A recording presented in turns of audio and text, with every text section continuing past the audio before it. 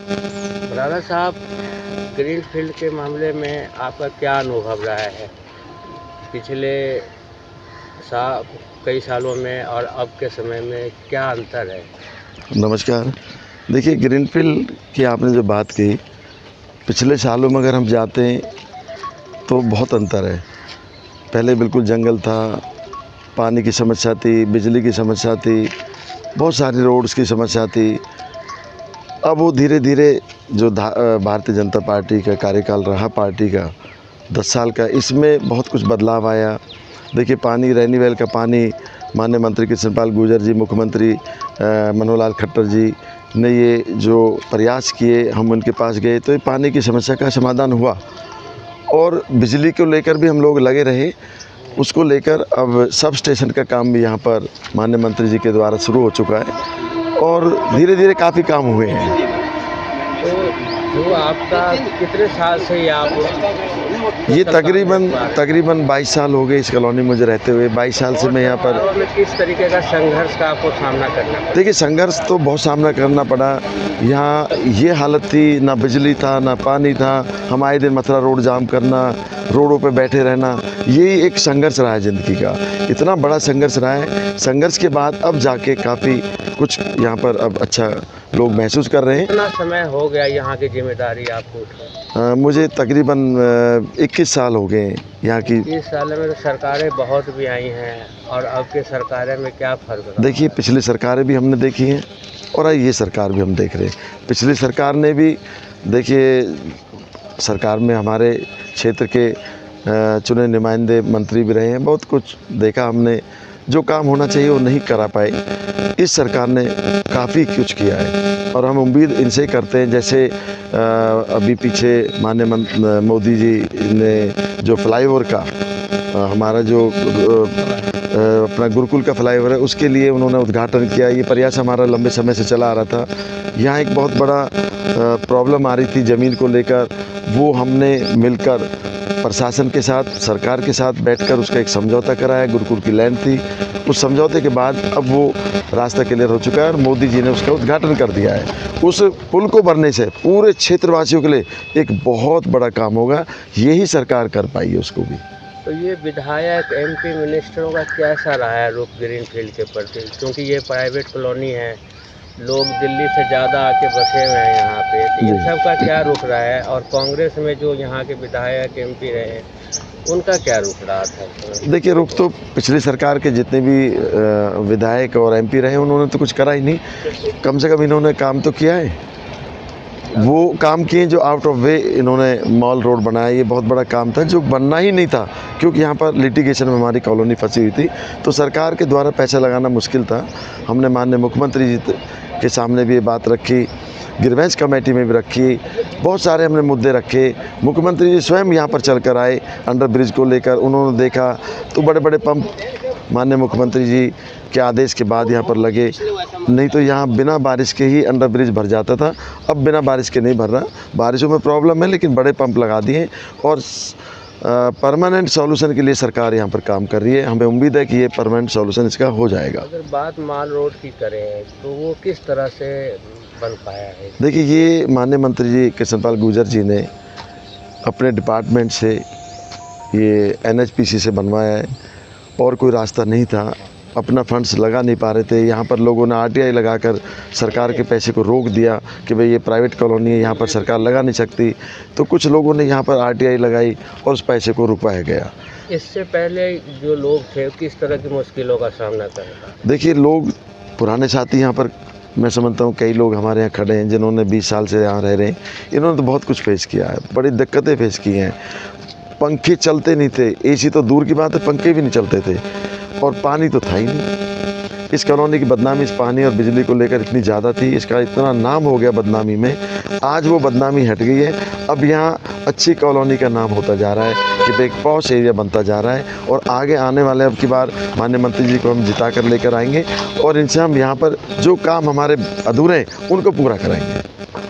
जो सड़कें हैं मेन रोड का, तो बड़े हादसे होते थे, ऐसी खबरें आती रहती थी हमें। देखिए रोड अब लोग क्या महसूस कर रहे हैं?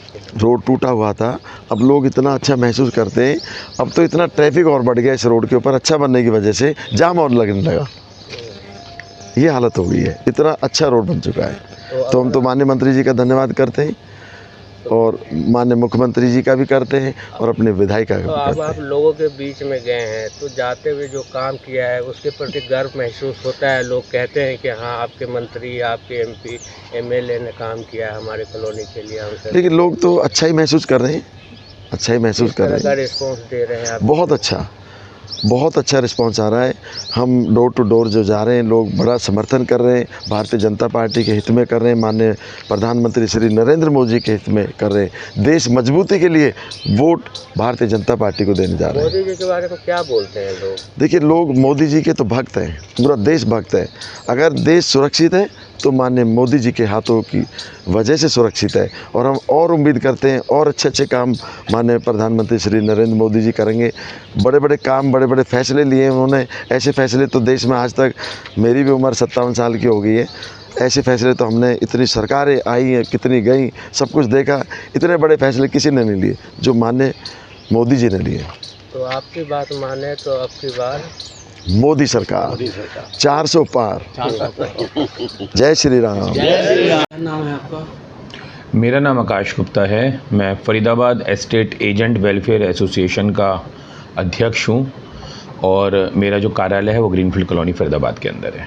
तो ग्रीनफील्ड में आप कब से कारोबार कर रहे हैं इस चीज़ों का, और उस समय जब कार्यालय खोला था तो ग्रीनफील्ड की क्या स्थिति थी, और आज की बात करें तो क्या है? कार्यालय को तो खुले काफ़ी समय हो गया है, लगभग 2 दशक इस कार्यालय को खुले हो गए हैं। 2004 में कार्यालय खुला था और आज 2024 है, तो लगभग 20 वर्ष से मेरा कार्यालय ग्रीनफील्ड कॉलोनी में है। और ये कॉलोनी अपने आप में एक ख़ास कॉलोनी है क्योंकि दिल्ली के काफ़ी नज़दीक है। तो दिल्ली के नज़दीक होने के कारण यहाँ पर जो लोग मकान ख़रीदते हैं वो सारे के सारे लोग सैलरीड लोग हैं, नौकरी पेशा लोग हैं, वो सारे के सारे पढ़े लिखे समझदार लोग हैं। वो इस कॉलोनी के अंदर मकान ख़रीदते हैं और यहाँ पर रहते हैं।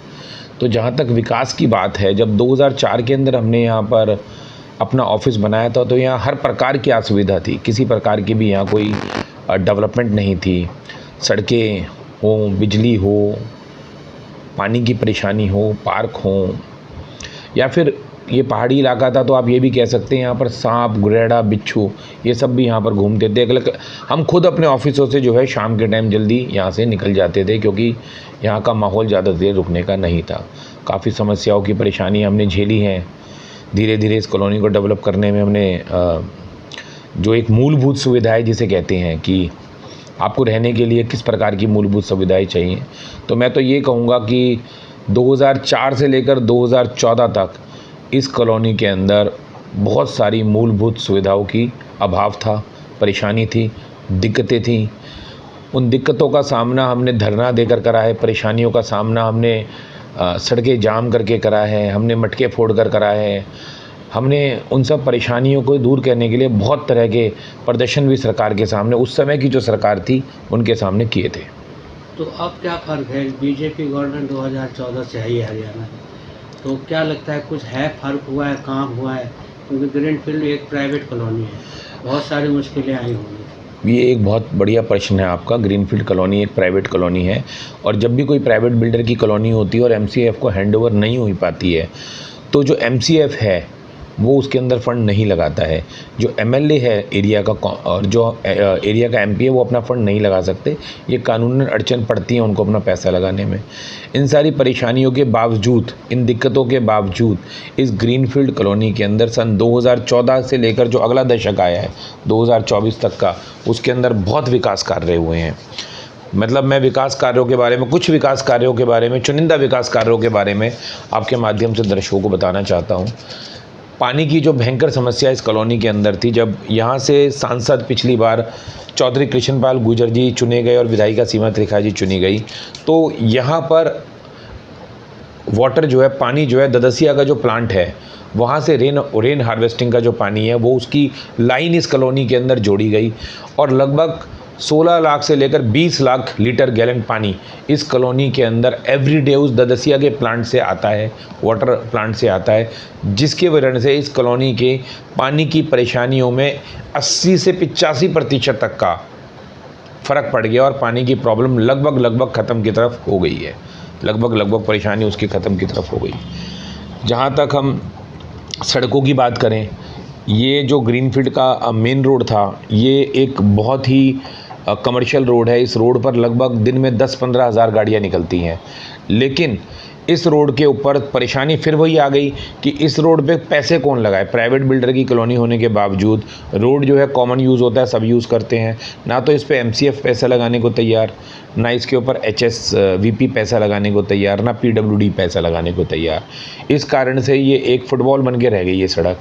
लेकिन हमारे जो लोकप्रिय मंत्री जी चौधरी कृष्णपाल गुर्जर जी हैं, उन्होंने जनता की परेशानियों को देखते हुए, जनता की परेशानी को समझते हुए सीएसआर स्कीम से एनएचपीसी जो उनके मंत्रालय के एक पीसीयू है, उसके अंदर जो सीएसआर स्कीम होती है, उसके अंडर इस सड़क को 5 करोड़ रुपए लगवा कर बनवाया और आज आप देख सकते हैं सड़क पर आना जाना कितना आसान हो गया है।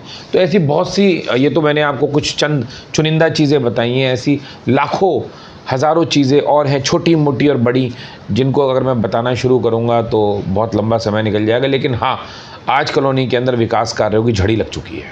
अब लोकसभा चुनाव चल रहे हैं, कृष्णपाल जी चुनावी मैदान में हैं, तो ऐसे में आप कॉलोनी वासियों को क्या कहना चाहेंगे कि किस तरह अपना वोट करें, किसको वोट करें? ना कोई प्रश्न ही नहीं उठता है। कॉलोनी के लोग, मैंने आपको पहले ही अपनी बात पर बताया था, ये सारे लोग पढ़े लिखे लोग हैं। ये सारे लोग दिल्ली से, अधिकतर 85% लोग दिल्ली से आए हुए हैं। इन सारे लोगों को पता है किसने इनके साथ अच्छा करा है, किसने इनके लिए काम करा है, किसने इनके कार्य करे हैं। बेझिझक वो लोग उन्हीं के साथ जाएंगे, चौधरी कृष्णपाल गुर्जर जी के साथ जाएंगे, उन्हीं को वोट देंगे, क्योंकि वो सुख दुख में इस कॉलोनी के लोगों के साथ हमेशा खड़े मिले हैं। और इस कॉलोनी का रिकॉर्ड है। इस कॉलोनी के बारे में मैं एक बात आपको और बता दूं, यहाँ पर जब वोट का डब्बा खुलता है तो वोट एक ही तरफ पड़ती हैं सारी। और इस बार यहाँ पर लोगों ने मत बना लिया है। यहाँ पर जब डब्बा खुलेगा, जब यहाँ का बूथ का जब काउंटिंग होगी, तो मैं इस बात को आपसे 100% गारंटी और शर्त के साथ कहता हूँ कि जब यहाँ पर डब्बा खुलेगा तो 100% वोटें चौधरी कृष्णपाल गुर्जर के फेवर में पड़ेंगी। यहाँ पर क्या लगता है आने वाले समय में किसकी सरकार बनेगी केंद्र में? देश को एक स्थिर सरकार चाहिए, देशवासियों को एक स्थिर सरकार चाहिए और एक ऐसी सरकार चाहिए जो मजबूत हो, जो दुश्मनों से, जो दुश्मन हमारे बॉर्डर पर बैठे हुए हैं और वो दुश्मन जो हमारे देश के अंदर बैठे हुए हैं, उनसे एक मजबूत और स्थिर सरकार चाहिए। और स्थिर सरकार इस देश में सिर्फ़ और सिर्फ नरेंद्र मोदी जी ही दे सकते हैं। उनके अलावा विपक्षियों के पास तो कोई चेहरा ही नहीं है, ना कोई चेहरा है, ना कोई एजेंडा है। उनके पास तो पता नहीं कितने तो प्रधानमंत्री बनने के लिए लोग बैठे हैं। फिर से वही होगा, मंत्रालय बांटे जाएंगे, घोटाले होंगे करोड़ों अरबों रुपयों के, तो कोई भी नहीं। हम देशवासियों से अपील भी करेंगे कि स्थिर सरकार के लिए, विकास के लिए, सुरक्षा के लिए, महिला सुरक्षा के लिए प्रधानमंत्री नरेंद्र मोदी जी को वोट दें। चौधरी कृष्णपाल जी को फरीदाबाद से वोट देकर भारी मतों से, 25 मई को वोट देकर भारी मतों से जिताएं और एक नया कीर्तिमान स्थापित करें।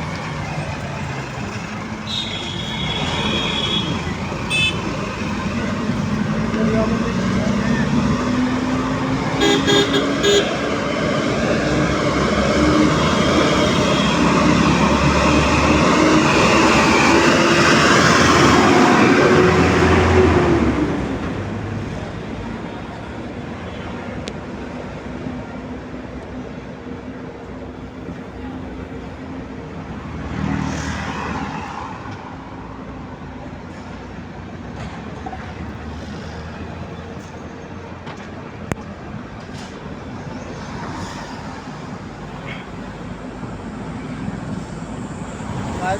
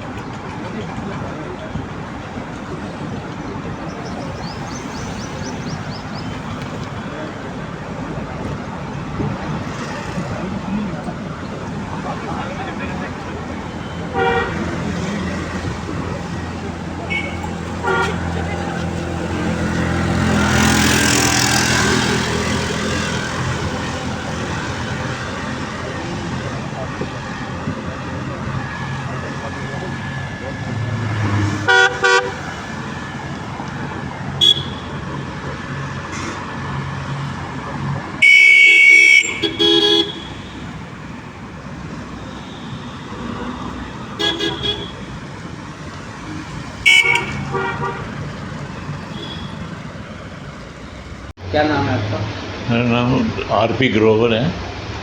पूरा नाम मेरा राम प्रताप ग्रोवर है और मैं ग्रीन फील्ड के अंदर 2004 में आया था और डीलर, बिल्डर और फाइनेंसर तीनों तरह के काम किए हैं मैंने। और इस ग्रीन फील्ड को बहुत ही अच्छी तरीके से जानता हूँ, क्योंकि मैं इन्हीं के बीच में जो ग्रीन फील्ड में लोग रहते हैं, रेजिडेंशियल हैं और आज तक कितनी संख्या में बढ़ गए हैं, उन सब को देखते हुए मुझे बहुत हर्ष होता है कि जिस वक्त सरकार कांग्रेस की थी और यहाँ पर कितने काम होते थे और आज 2014 के बाद कितनी इम्प्रूवमेंट हुई है, कितना बढ़िया काम हुआ है, वो मैं अच्छी तरह भली भांति जानता हूँ। और मैं आपको बता सकता हूँ कि यहाँ के काम में कृष्णपाल गुर्जर जी ने पूरा इंटरेस्ट लिया, सीमा त्रिखा जी ने पूरा इंटरेस्ट लिया और हमारे जो मेन थे बिंदे भड़ाना जी, जिसको वीरेंद्र सिंह भड़ाना कहते हैं, उन्होंने तो मार्वलस काम किया और हर काम में अपनी जान तक लगा देते थे। देखते नहीं थे कि सुबह है, दोपहर है, शाम है, किसी भी रेजिडेंशियल बंदे को या किसी भी सदस्य को कोई भी किसी किस्म की प्रॉब्लम होती है, ये भागे हुए रात को 12 बजे भी उठ के पहुँचते हैं। कहीं चौकी का काम हो, कहीं पानी की दिक्कत हो, कहीं चोर बड़े आते थे, पहले यहाँ चोर बड़े आते थे, उसके उनका भी सबका इलाज इन्होंने करवाया। अभी रिसेंटली सिक्योरिटी का इतना अच्छा इंतज़ाम करवाया इन्होंने। ये सब देखते हुए हम कह सकते हैं कि इन 10 सालों में बहुत ही ग्रीन फील्ड इम्प्रूवमेंट हुई है और काफ़ी संख्या में लोग आए हैं। और मेरे हिसाब से मैं जितना अपने बता सकता हूँ आपको कि बहुत ही सुंदर कॉलोनी है ये। आने वाले टाइम में आपसे ये जानना चाह रहा हूँ जी 2014 से पहले की स्थिति क्या थी, किस तरह के संघर्ष लोग यहाँ करते थे और किस चीज़ के लिए किया करते थे? यहाँ पानी का तो बहुत ही प्रॉब्लम थी और बिजली की जितनी कटिंग यहाँ होती थी शायद पूरे फरीदाबाद में कहीं नहीं होती थी।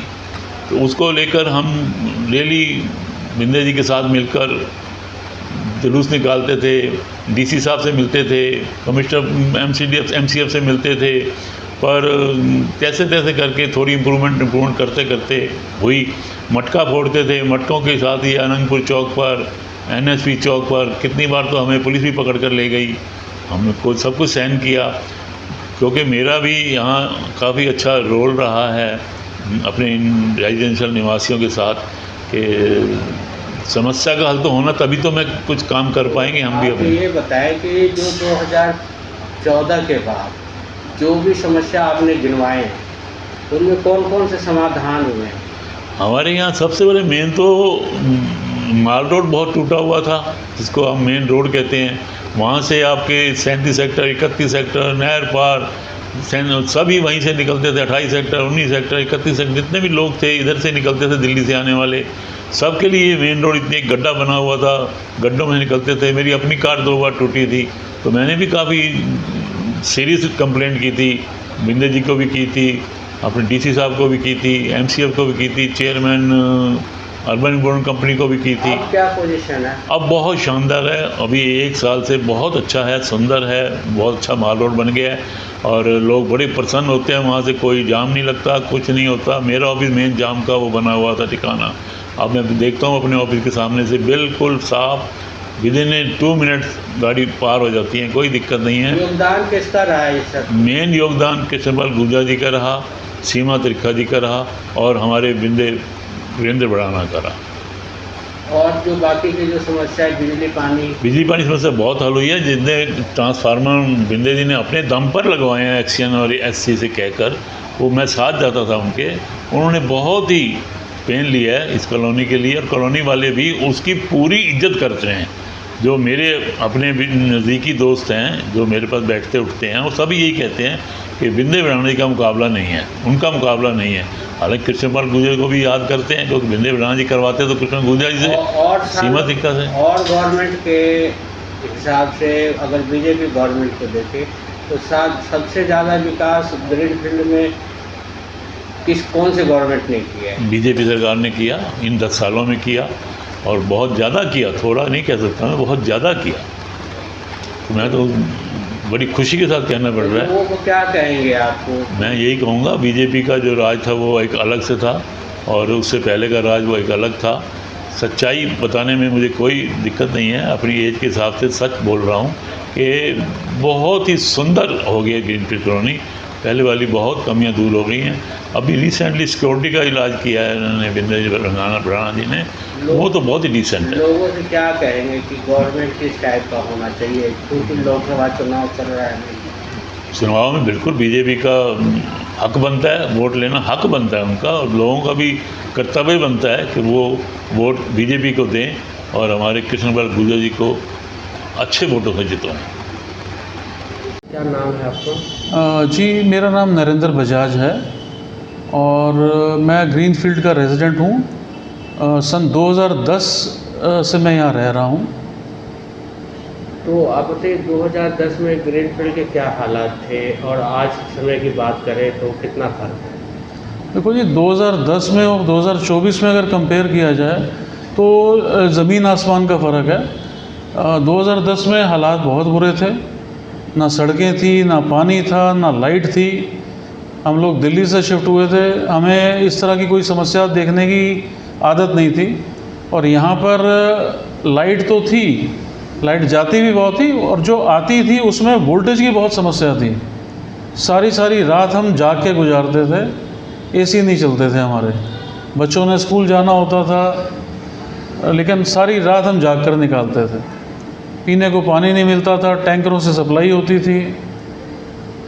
और 2014 के बाद जब सरकार बदली है, बीजेपी की सरकार सेंटर में आई और उसके बाद हरियाणा में भी आई है, तो उसके बाद हमें पानी की भी कोई समस्या नहीं है। रैनी वेल से कनेक्शन हो गया और बिजली के ट्रांसफ़र हमारे यहाँ जो हमारे आरडब्ल्यू के प्रधान हैं बिंदे बढ़ाना जी, उनकी वजह से बहुत से ट्रांसफार्मर जो लगे हैं उसकी वजह से लाइट की समस्या ऑलमोस्ट ख़त्म है, मतलब ना के बराबर है, बिल्कुल कोई फ़र्क नहीं है। वोल्टेज पूरी आती है, कोई दिक्कत नहीं है।